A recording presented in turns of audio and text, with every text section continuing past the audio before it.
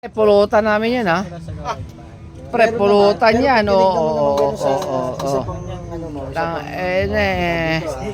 Katulog eh. Pulutan yan eh. Minsan, lampas na. Oops! I-adjust mo ngayon. Dapat kung ano yung tamang, kailangan mo ng maayos na thermometer.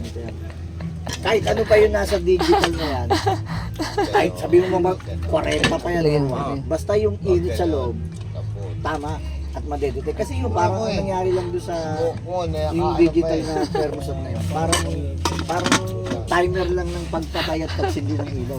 Kasi nagbibigay ng init ng ilaw.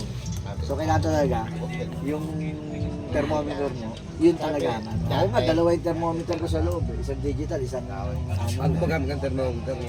Oo. Yan ano, yung sa una kong analog yung pinaka ko,